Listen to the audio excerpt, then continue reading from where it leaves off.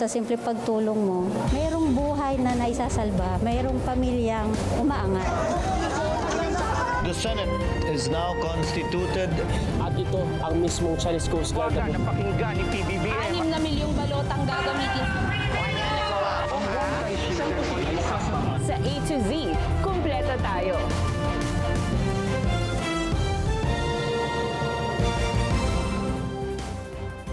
Luzon, Visayas, Mindanao at buong mundo. Ngayon ay Martes, May 19, 2026. Ako si Barbie Mulak at ito ang balitang A to Z. All evidence points that there was no attack on the Senate. Senado, hindi naharap sa anumang banta sa nangyaring shooting incident. Ayon kay Secretary John Vic Remulla, CCTV footage inilabas na. Wala po akong ipotok na kahit anong uri ng baril. Sinasabing NBI driver na inaresto sa barilan sa Senado, iginiit na hindi siya armado. NBI, may impormasyon sa kinaroroonan ni Senator Ronald Bato de la Rosa. Tulay sa Davao City, gumuho sa gitna ng malakas na pag-ulan. Ilang lugar nalubog sa baha. Sa ibayong balita, 3 patay sa pamamaril sa isang moske sa California. At sa showbiz, aktres na si Andrea Brillantes may bagong role na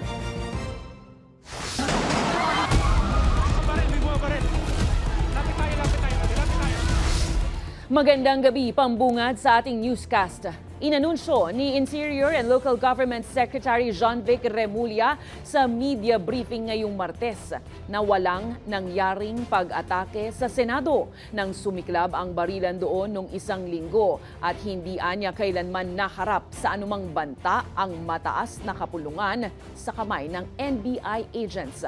Isinapubliko ng DILG at ng Philippine National Police ang CCTV footage ng insidente kung saan pinuna nila ang naging mga desisyon at hakbang ng bagong Senate Security Chief noon at mista ni Senator Ronald Bato de la Rosa na si Retired General Mau Aplasca. All evidence points that there was no attack on the Senate. Ito ang konklusyon ng Department of Interior and Local Government at ng Philippine National Police matapos ang 6 na araw na investigasyon sa nangyaring barilan sa Senado noong May 13. Taliwas ito sa iginiit ng kakahalal pa lang noon na Senate President Alan Peter Cayetano. The Senate is under attack. Inilatag ng PNP at DILG ang timeline. Lumalabas na May 12 pa lang, ipinaalam na sa Senado na palalakasin ang seguridad ng GSIS compound na kadikit ng Senate building. Pag-iingat ito ng GSIS matapos humingi ng suporta sa publiko si Senator Ronald Bato de la Rosa, kasunod ng tangkang paghahain umano ng ICC arresto warrant sa kanya noong May 11. Pinortify ng ating maintenance or security ng GSIS. So yun po ay recorded and this is the proof. GSIS contains billions of pesos of worth of artworks that are displayed in their walls. Had there been an overflow of people going to GSIS, the losses would have been incredible. May 13 nang itaas ng GSIS ang red alert at pasado 6:00 naman ng gabi nang dumating ang hiningi nitong tulong mula sa National Bureau of Investigation. Ayon sa ebidensya, hindi tumapak sa loob ng Senado ang NBI agents. They were dressed as NBA agents, clearly identified, nakalagay, but none of them had tactical gear. Samantala, kinumpirma din sa CCTV at kuhang videos ng media ang ilang pangyayari.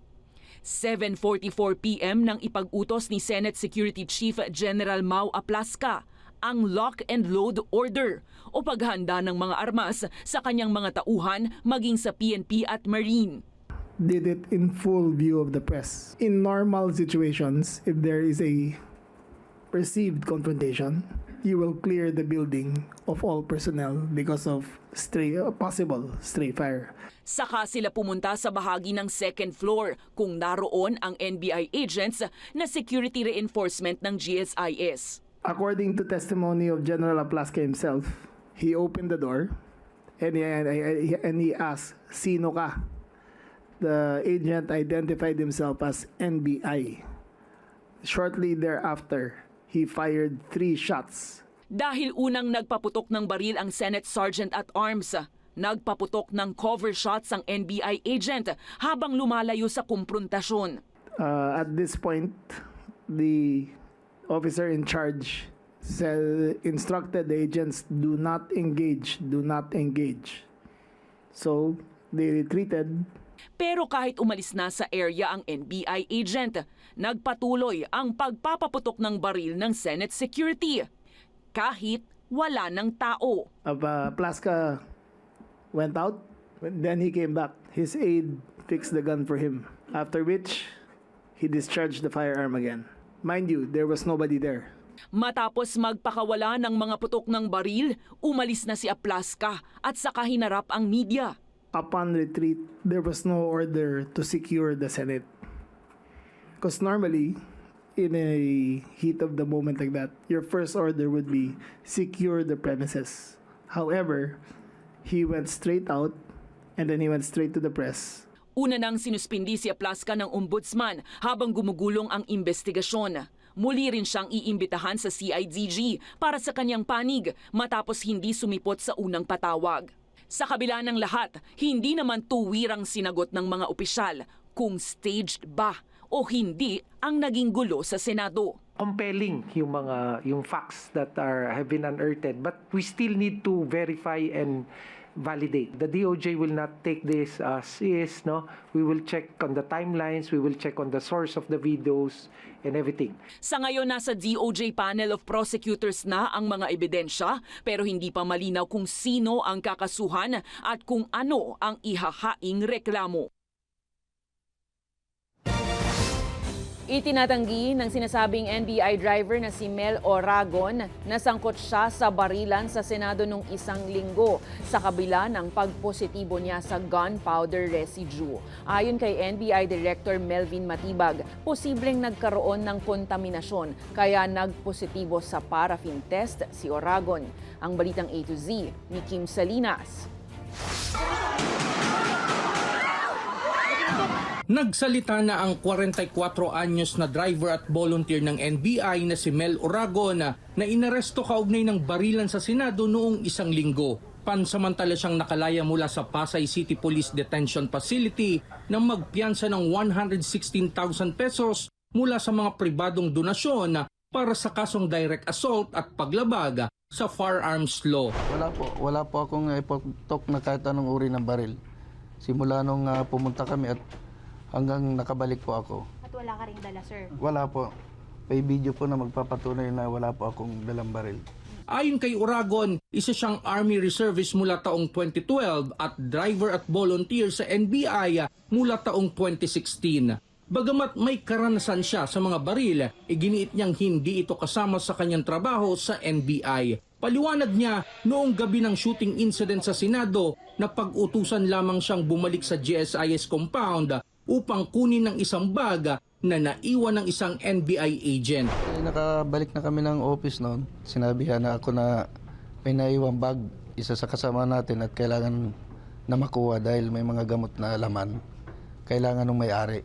Iginiit naman ni NBI Director Melvin Matibag na walang dalang anumang baril si Oragon nang maganap ang shooting incident sa Senado sa kabila ng pagpositibo nito sa gunpowder residue. Posible anyang nagkaroon ng nitrate contamination ng padapain sa sahig ng Senate security si Oragon kaya ito nagpositibo sa paraffin test. Not necessarily na nag-positive ka sa gunpowder, nagpaputok ka.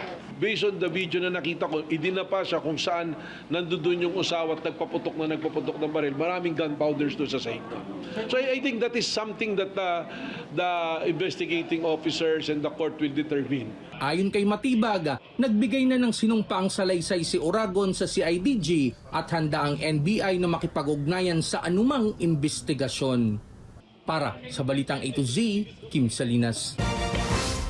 Sa harap naman ng sunod-sunod na pangyayari sa Senado, tumanggap ng panalangin sina Senate President Alan Peter Cayetano at ilan pang kasamahang senador sa bagong majority. Sa ibinahagi ng isang senior pastor ang pag-pray over kina Senators Cayetano at Mark Villar. Kasama ring ipinagdasal si Senator Jinggoy Estrada na nitong Lunes ay inirekomenda ng Department of Justice na kasuhan ng graft at bribery sa umano'y pagkakasangkot sa mga anomalya sa flood control projects. Ipinagdasal ni Bishop Oriel Balano ang kanilang proteksyon, wisdom at discernment, kasabayan niya ng pagdarasal para sa paghilom ng bayan.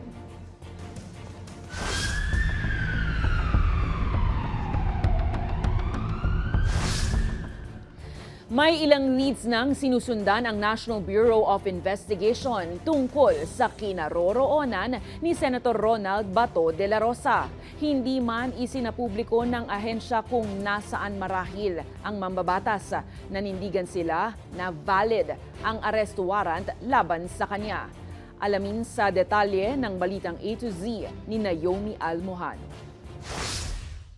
Mag-iisang linggo mula nang makapuslit palabas ng Senado si Senator Ronald Bato de la Rosa, sinabi ng National Bureau of Investigation na may impormasyon na silang sinusundan tungkol sa kinaroroonan ng senador. Meron po mga leads but we cannot say with certainty. Siyempre, tinitingnan po namin yon before we can make any operations. Lumabas na siya at harapin niya yung batas. Pero ayon kay Matibag, kung talagang gustong matuntun na si Bato, If there's somebody who's person that should be asked, wala dapat tanongin si Senator Robin Padilla. Huli na, naging Bato pa. aniya walang manhunt na gagawin pero gaya nga ng mandato ni Justice Secretary Frederick Vida, nakabantay sila sakaling tangkaing lumabas ng bansa ni Bato. Sinabi rin ni Matibag na nire-respeto nila ang anumang desisyon ng Korte Suprema, pero aniya, hindi magbabago ang katotohanan na may bisa ang arrest warrant ng International Criminal Court laban kay Bato. Nasa wanted list ng ICC si Bato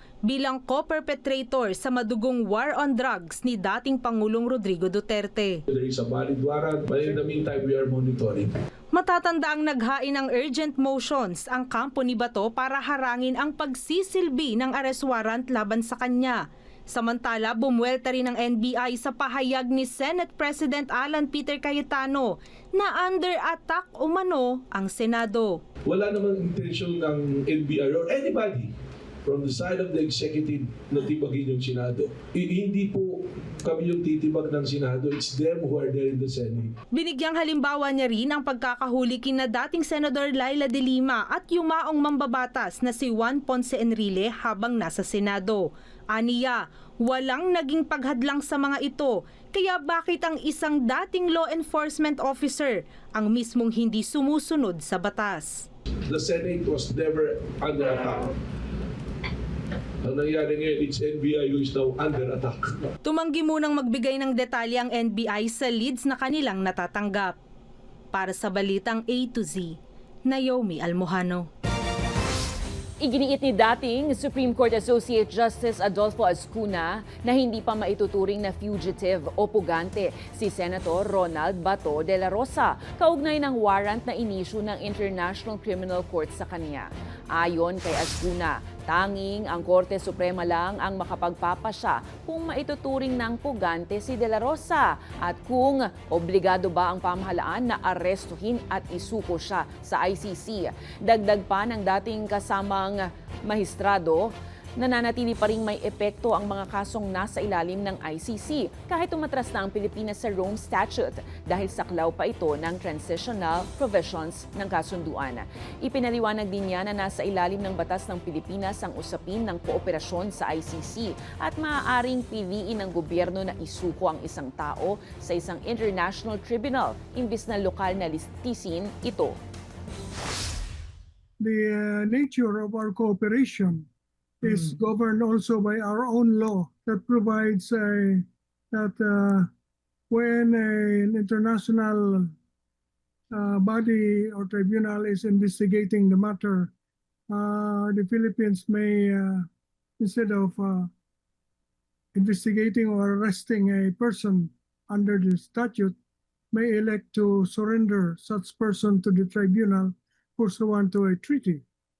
Sa tingin ko yan po ay applicable, but it says may. It's not must. So it is dependent on our authorities whether or not to surrender Bato to the tribunal. Sa ibang balita, nalubog sa matinding pagbaha ang ilang lugar sa Davao City matapos ang matinding pag-uulan Lunes ng gabi, bunsod ng Intertropical Convergence Zone at Easterlies. Sa ilang kuha ng video, makikita ang pagguho ng lupa maging ang pagkasira ng isang tulay na nagdurugtong sa Barangay Mandug at Barangay Kalawa sa Davao City. Binaha rin ang St. Mary of the Perpetual Rosary Parish sa lungsod matapos ang malalakas na buhos ng ulan. Nagsagawa naman ng rescue operations ang Philippine Coast Guard District at Southeastern Mindanao para ilikas ang mga apektadong residente. Ayon sa Davao City disaster officials, umabot sa mahigit 300 pamilya ang na-rescue o nalikas habang 11 barangay naman ang naapektuhan ng pagbaha.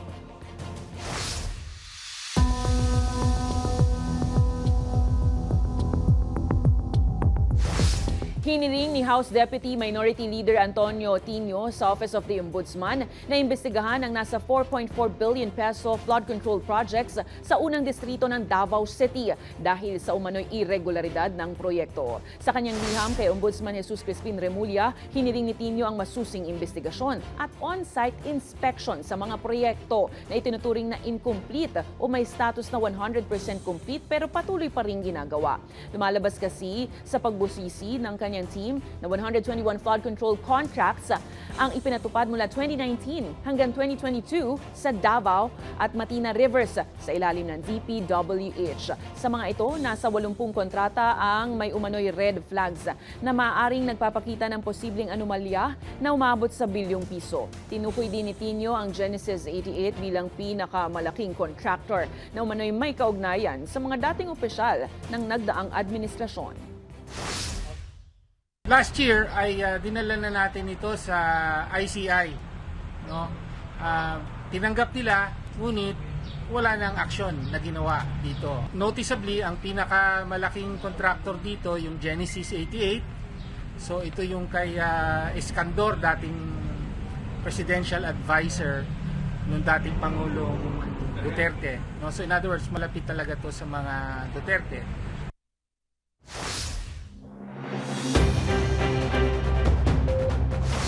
Nagsagawa ng biglaang inspeksyon ng Department of Agriculture sa Paco Public Market sa Maynila, kaugnay ng ipinatutupad na 50 peso kada kilong price cap sa imported na bigas.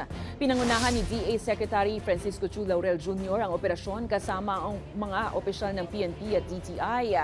Sa inspeksyon na diskubring may mga rice retailer na nagbebenta pa rin ng imported na bigas sa halagang 60 pesos kada kilo, higit na mas mataas sa itinakdang price cap ng gobyerno. Agad pinatanggal ni Tiu Laurel ang mga price signage at binalaan ng mga tindahan na sumunod sa batas. Anya, maaari nang isyuhan ng notice of violation, kasuhan o ipasara ang tindahan sa susunod na mahuhuling lumalabag, kabilang na ang pagpapataw ng multang umaabot sa 1 milyong piso at pagkakakulong ng hanggang 10 taon. Depensa naman ng mga retailer, mahal nila nabili ang kanilang lumang stock kaya malulugi sila kung susundin ang 50 pesos na price cap.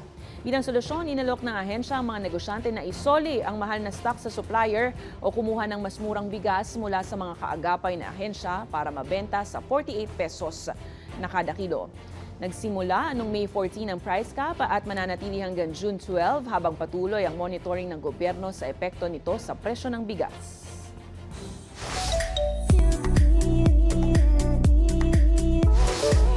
Her ninang ira na ang aktres na si Andrea Brillantes. Modern fairy godmother nga ang bagong role ng 23-year-old TV actress ng tumayong ninang sa panganay ng kanyang influencer bestie na si Bea Bores. Sa IG post ng aktres at ng ilang bisita, kita ang makukulay na eksena sa baptismal party. Grand entrance si Mommy Bea with bestie Andrea at isa pa nilang bestie na si Danica Ongtenko. Pero hindi pa paagaw eksena ang cute na baby girl na si Victoria Hope o Baby Hopey. Susunod sa ibayong balita, 3 patay sa pamamaril sa isang moske sa California. At sa showbiz, Jessica Sanchez emosyonal na nagpasalamat sa fans dahil sa matagumpay na Big Dome concert. Abangan ang kumpletong ulat sa pagbabalik ng Balitang A to Z.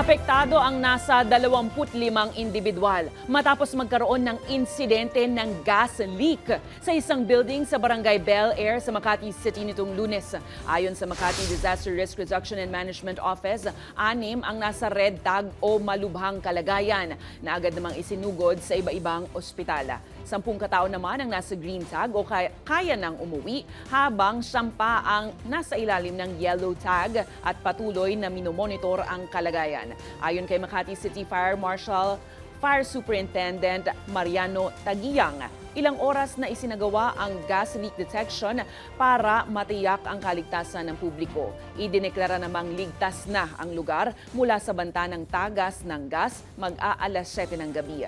Inalis na rin ng Incident Command Post habang nananatiling nakaalerto ang mga pulis para sa patuloy na monitoring sa eskwela.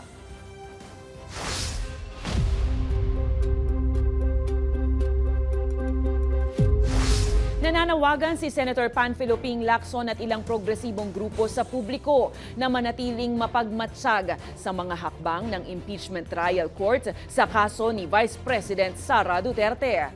Mataas naman ang kumpiyansa ng ilang miyembro ng House Prosecution Panel ngayong nag-convene na ang hukuman. Ang Balitang A to Z ni Ace Cruz. Welcome sa isa sa 11-member prosecution panel ng Kamara ang pagtalima ni Senate President Alan Cayetano sa agad na pag-convene ng Senado bilang impeachment court itong Lunes para sa mga reklamo laban kay Vice President Sara Duterte. Inaasahan po natin na magtutuloy-tuloy na po ito. Mabilis po ang mga nangyari kahapon. Nagkaroon po ng presentation ng articles at nag-issue ng summon. At sineset na yung petsa ng pre-trial. Ayon kay Chua, kung hindi sisipot si Duterte sa paglilitis, at kung sakasakaling hindi po siya pumunta o hindi rin po pumunta yung kanyang abogado at hindi sila rin nagsumite ng kanilang answer, magtutuloy-tuloy pa rin po ang trial. At yung plea of not guilty ang ipapasok po sa record. Naharap ang Vice Presidente sa reklamong maling paggamit ng confidential funds, hindi may paliwanag na yaman at pagbabanta sa buhay ng Pangulo at ilang kanak nito. Dahil 10 araw ang binigay ng impeachment court sa kampo ng Vice Presidente para tumugon, posibleng sa kalagitnaan na ng Hunyo magsimula ang pre-trial kahit pa magse-session break na sa June 5 ang kapulungan. Actual na trial, malamang yan, tatama yan naka-break, so malamang yan, maka-araw-araw kami, pero may committee hearings. Ngayon, pagka nagka-session na ulit, yun ang mas malaking challenge kasi kung tutusawa yung everyday, kailan tayo magse-session. Pero we will balance it. Nanawagan naman si Senador Panfilo Lacson sa publiko na manatiling mapagmatsyag kahit na humupa na ang tensyon sa mataas sa kapulungan matapos ang shooting incident noong isang linggo. Ganito rin ang sentimiento ng progresibong grupong bayan, lalo't hawak ng mga Duterte alay ang mayorya ng Senado kahit nakapagpadala na ng writ of summons o pagpapatawag sa Vice Presidente. Hindi sapat yun eh. Last year din naman mayroong symbolic opening ng impeachment. Di po ba? Pero anong nangyari? Na-remand din to pabalik sa House. Kaya ang panawagan natin, public vigilance pa rin po mahalaga. Una nang tiniyak ng kampo ng Vice Presidente na maghain sila ng tugon sa mga patawag na impeachment court. Para sa Balitang A to Z, Ace Cruz.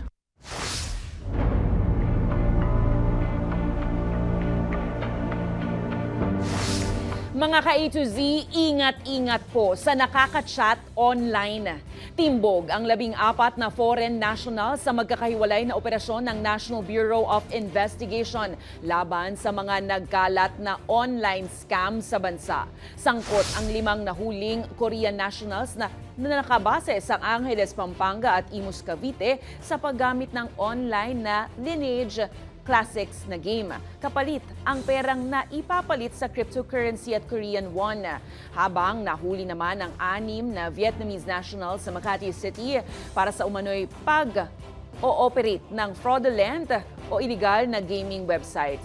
Huli rin ang 2 Chinese, isang Malay national at 14 na Pilipino dahil naman sa love scam operation sa Parañaque City kung saan gumagawa ng peking accounts ang mga suspect para makipagtransaksyon sa mga biktima. Ayon sa investigasyon, aalukin ng biktima na mag-invest o mamuhuhanan sa cryptocurrency. Sa kalagitnaan umano ng usapan ng suspect at biktima ng love scam kung saan peke naman ang website nito. Patuloy na pinag-iingat ng ahensya ang publiko laban sa iba-ibang anyo ng scam at nangakong patuloy na tutugisin ang mga pasimuno nito.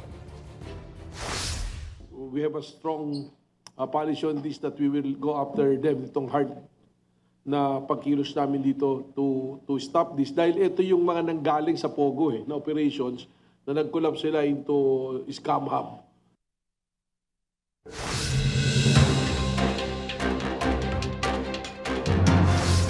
Humingi ng opisyal na listahan ng media personnel ang Office of the Ombudsman sa Senate Public Relations and Information Bureau bilang bahagi ng kanilang fact-finding investigation sa insidente ng gunfire o pagputok ng baril sa Senado noong May 13. Sa liham na nilagdaan ni Director of the Field Investigation Bureau Maria Melinda Mananghaya Henson, hiniling ang listahan ng media practitioners na nasa loob ng Senate premises noong May 13 at 14. Kasama rin sa hiling ang logbook ng mga oras ng pagpasok at paglabas ng media na nag-cover ng insidente.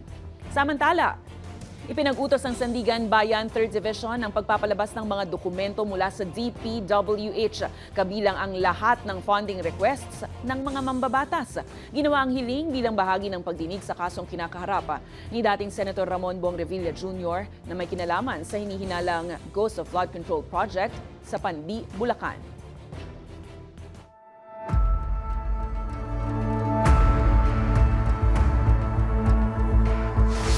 Kinumpirma ng Department of Health na hindi na kailangan sumailalim pa sa karagdagang quarantine dito sa Pilipinas ang 38 Filipino crew ng expedition cruise ship na MV Hondias sakaling umuwi sila ng bansa. Ito ay matapos na ang kanilang 42-day quarantine sa Netherlands.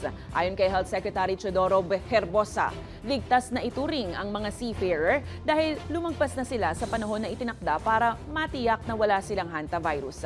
Sinabi rin ng kalihim na matapos ang quarantine, pwedeng idiretso ng umuwi ang mga manggagawang Pilipino gamit ang commercial flight para makapiling na agad ang kanilang pamilya. Matatandaang ipinapaliwanag palagi ng health experts na ang hantavirus ay hindi airborne o nakukuha sa hangin at kadalasang naipapasa sa pamamagitan ng direktang contact sa dumi, ihi o laway ng daga. Samantala, patuloy na minomonitor ng DOH ang kalagayan ng mga crew sa pamamagitan ng video consultation at sa ngayon ay walang nagpapakita ng sintomas ng infeksyon ang mga ito. So after that, normal na sila. Sigurado na tayong wala silang hantavirus. So pwede na silang bumalik ride a commercial plane and come home with their family immediately. Wala nang second quarantine dito. Sabi niya, okay, they will continue to take them in and then hopefully makabalik sila. Or some of them are actually going to work after magka-clearance sila.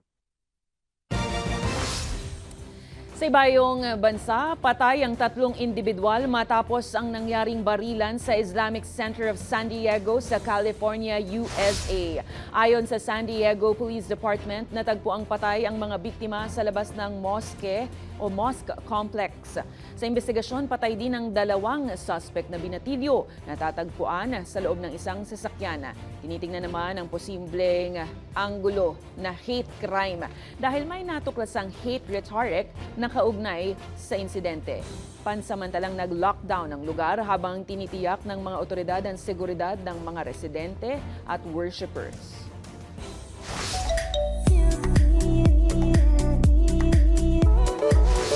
Nagpaabot ng kanyang taimtim na pasasalamat ang Filipino-American singer na si Jessica Sanchez matapos ang kanyang one-night concert sa Smart Araneta Coliseum noong weekend.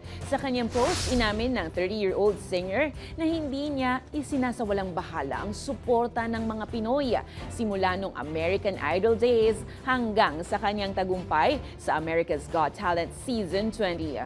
Anya, isang malaking pribilehyo ang pagbibigay saya at pagbabalik sukli sa kanyang mga tagahanga. Pinuno ni Jessica ang Big Dome kasama ang ilang OPM icons kabilang ang mga duet nila Regine Velasquez, Marty Rivera, Gary Valenciano, Morizette, James Reid at Darren Espanto. Isa rin sa pinaka-inabangang eksena ang pagsama sa kanyang 6 na buwang gulang na anak na si Eliana, kung saan una rin niyang inawit ang kantang Two Lines. Ayon pa kay Jessica, habang buhay na alaala sa kanyang buhay ang naturang karanasan. Sa aming pagbabalik kay Jinky Pacquiao, proud lola na matapos ibahagi ang family picture ng anak na si Jimwell Pacquiao. Susunod na yan dito lang sa Balitang A to Z.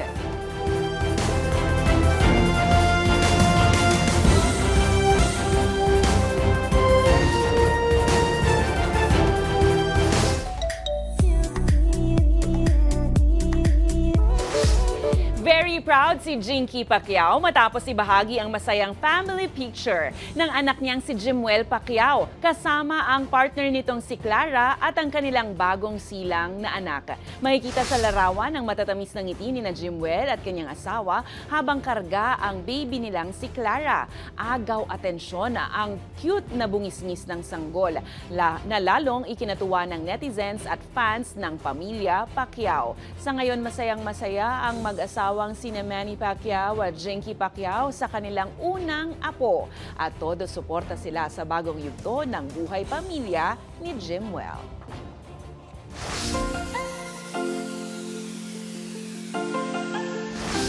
Paano ba kapag sinabing perfect? Dapat walang anumang pagkakamali. Pero bakit nang tanungin ni Mommy kung kumusta ang naging turnout ng exam, doon na naunawaan kung ano talaga ang mali? Panoorin na nakaka-GV na video. Isa lang mali ko. Isa lang mali mo. Bakit may isa ka pang mali? Ha? Letter F pa din yun. Letter? F. Letter F? Eh di failed nga yun. Hindi. Ano yun? Perfect. Perfect. Letter P yung... Panalo. Ha? Panalo. Panalo. Perfect!